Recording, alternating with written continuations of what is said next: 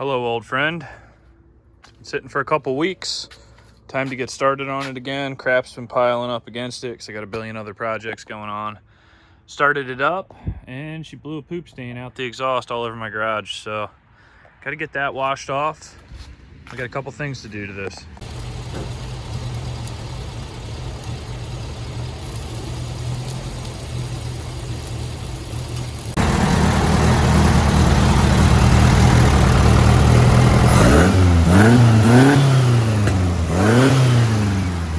The problem I got with this thing is the previous owners cut out the shrouds here around the spark plugs and the intake, and there's nothing on the bottom of the heads.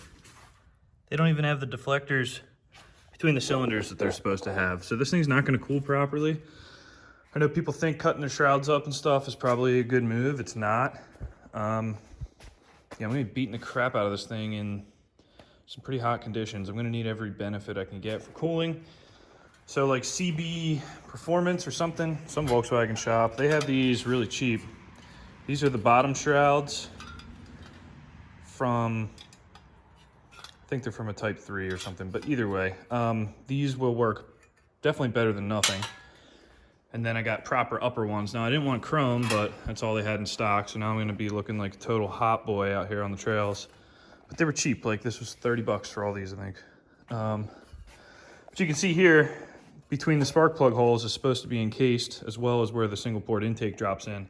I got about as much air blowing out of here as I do out the bottom of the engine. So all that all that air is never making its way past the cylinders and past the cylinder head to cool it. So unfortunately, to put these on, I got to pull the push rod tubes out and all that. But I figure I got about 2 hours on this engine with some ghetto 60-year-old valves and valve springs in it. Might be good to pull the covers and check the valve clearances anyway.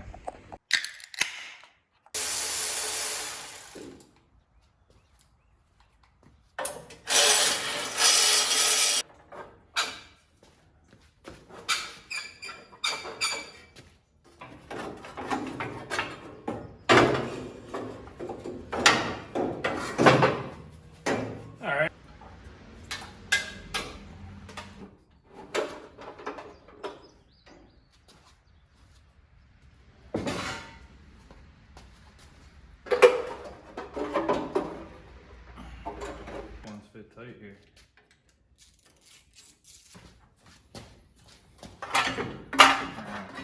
This absolutely ridiculous, I can't think of a lower performing intake off of here.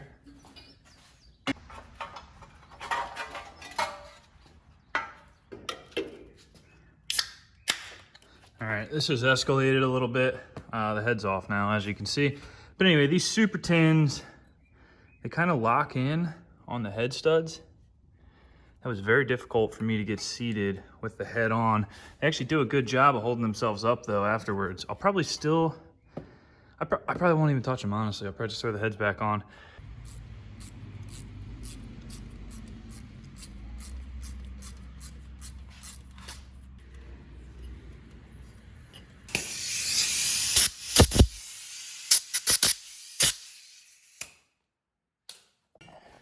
All right, that was a little annoying, but it's all on there now. My crappy little push rod tubes, but we got upper and lower proper tins. You can see it's all enclosed around the intake. This was all cut out before on the old ones. The old ones were all egged out. It's great in theory. Makes it easier to work on, but it's not the way these things want to run. Also, you got spark plug boots literally seal into the shroud here. You don't want to see these fins. I mean, this fan is doing 5-7 horsepower worth of work of forcing air through these cylinders, around the cylinder heads and out the bottom. Got to let it do its thing. It's not a lawnmower. You don't want the fins exposed. You're not going to cool it by driving fast. Got to let the fan do its thing. It's an hour or two later. All the tins are on. Exhaust is on with all new gaskets. All the stripped and broken bolts are fixed. This thing is buttoned up the way God intended it. So let's see if she runs and sounds nice and quiet, I hope.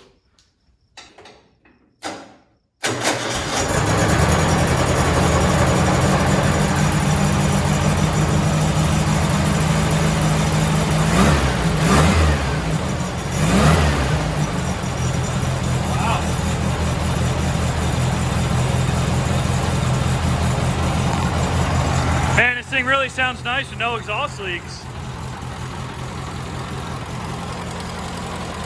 Now I got proper air blowing out the bottom here.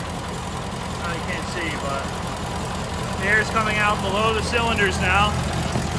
A little bit between the cylinders, and then nothing up here where it was dumping all the air before.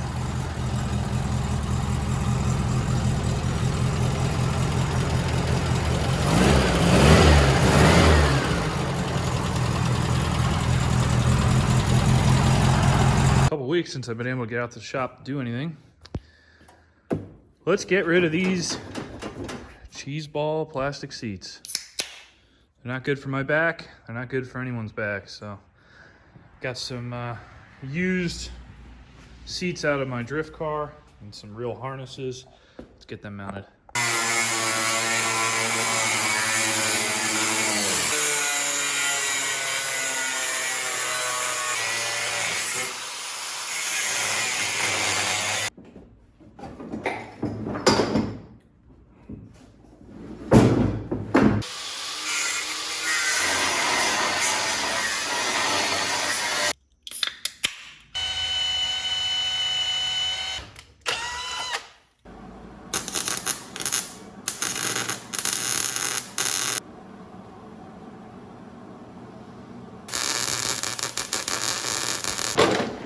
Oh yeah, perfect.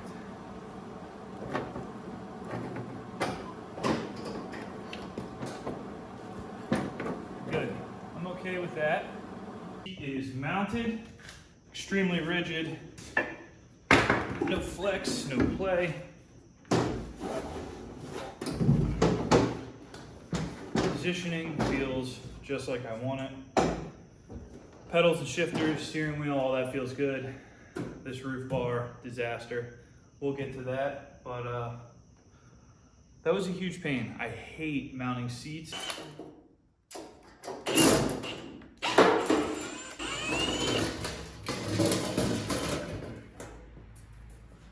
Getting the harness mounted properly. Got a nice 1/4-inch plate down here for the crotch strap. The side straps are gonna come through here. These are gonna tab directly onto the frame. That way this whole thing, the whole harness is mounted to the tube frame, and so is the seat properly. None of this hokey, you know, putting fender washers through the mesh floor crap.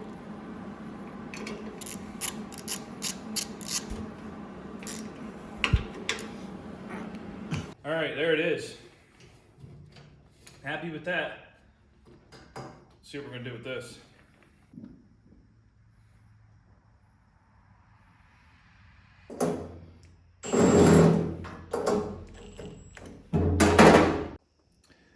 Here's my tool rant for the night. This is a Craftsman 12-point 1/4-inch socket that I've used maybe 6 times, and the thing is totally stripped out. If you look at the stampings on this, you'll see it says SAD, sad, very sad. This is a Chinese series Craftsman tool. These are absolutely garbage. Do not buy them. Do not support this crap. If it's not an old USA made Craftsman, throw it in the trash. It is junk. I said to run out to my truck to get a made in USA Craftsman socket. This is a G series, meaning it was made in USA. Anywhere from 1993 to the 2000s. I got this socket in a set from my uncle in probably 1997, and I've been wrenching with this set my whole life. And this thing's still in fine condition. I mean, yeah, she shows some wear, but I've been using it for 20 years. So, watch what you buy. Don't support Chinese crap. All right, now that we're done ranting about crappy Chinese tools, let's start to take a look at this roof and see what I'm gonna do here. Give myself some headroom.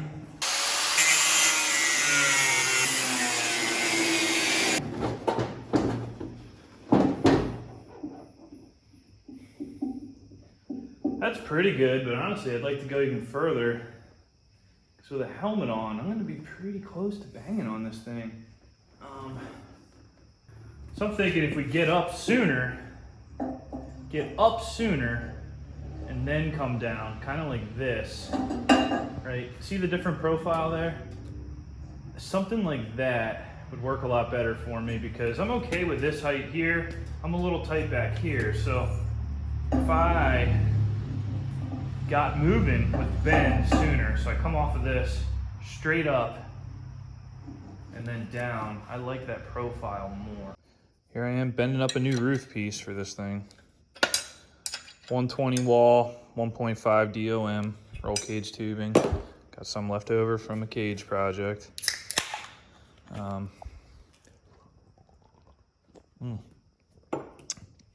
just feel like every damn project escalates out of control, but I don't know where to stop. So let's get after it. I left the tubing long on both sides. So that will give me a lot of options on how to pitch this. Honestly, building the first one is pretty easy. Making the second one perfectly symmetrical, that's the challenge of bending pipe. So if you look straight across the buggy, you can see the far side roof line is there, and this roof line is here. Man, if I wanted to get fancy, I could even put another bend in here to give myself more clearance here, and I may do so. I'm just not sure yet. But probably wouldn't be wearing a street bike helmet in this, but you know, it's what I got laying around, so let's see how she fits. Oh, that's nice. Okay, I got the second roof part bent here. Psych, that's both of them. Nailed those angles. These things are 100% perfect. I mean, I got low standards, but this is perfect. You can't even tell that's two pieces of pipe laying on top of each other. These are flawless.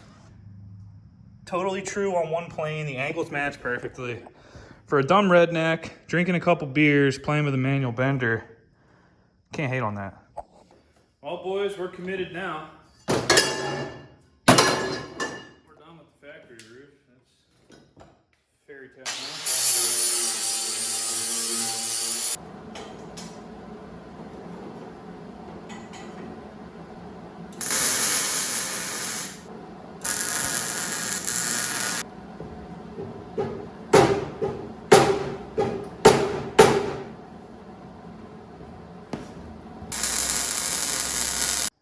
All right, that's where I'm gonna leave it tonight. I gotta be at work in 5 hours. That sucks, but anyway, I actually reused a piece of the initial roof. This 18-inch piece crosses over up here. You know, it's already color matched, looks nice. I think it'll give it some rigidity if I do roll it. You know, it's gonna wanna push that bar in. Having these connected will add a lot of rigidity. Plus it gives me something to screw the roof to. So the spacing's the same as it was before. I plan on putting the old aluminum back right up on there. Like this never ever happened. So get a little red paint from Wally World and good as new.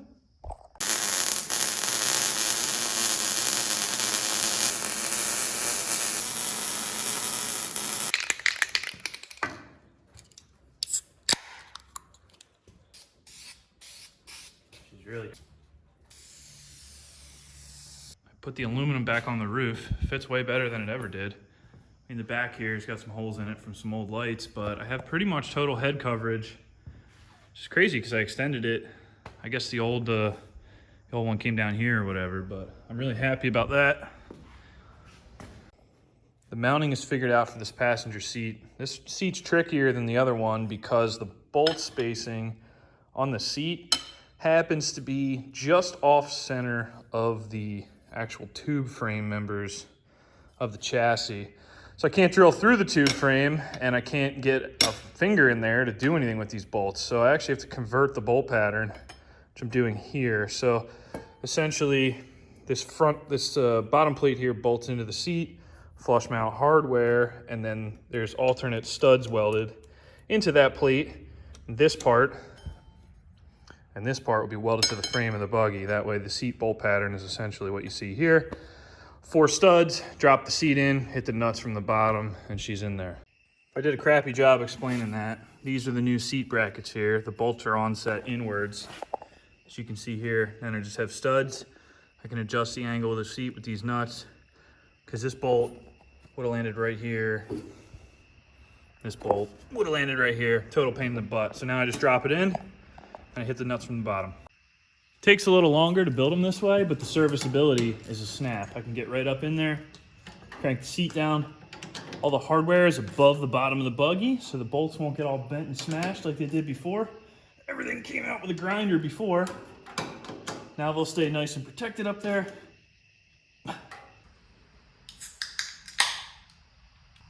Well, this buggy isn't finished yet. I was hoping it would be, but everything I touch turns into a project.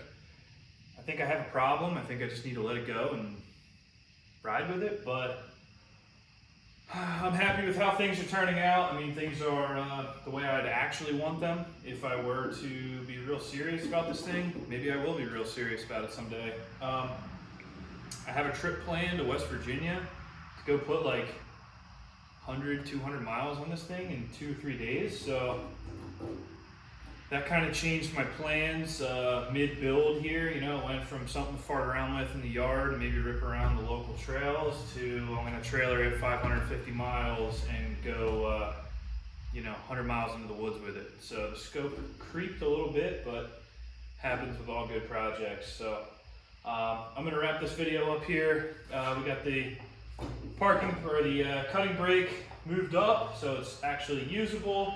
It's got proper seats in it, proper harnesses, a proper roof, Willwood master cylinder, residual pressure valve. The brakes feel excellent. The motor's tidied up.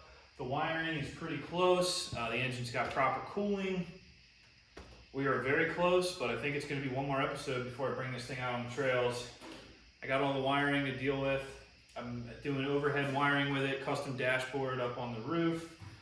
Couple other things, got to rebuild the link pin, probably going to end up actually changing tires before I go to West Virginia. I got some ideas for that, so stay tuned for the next episode. Hopefully it's just that and then I'm out on the trail, but who knows, everything turns into a project. So thanks for watching Spank Ranch Garage, and I'll see you next time.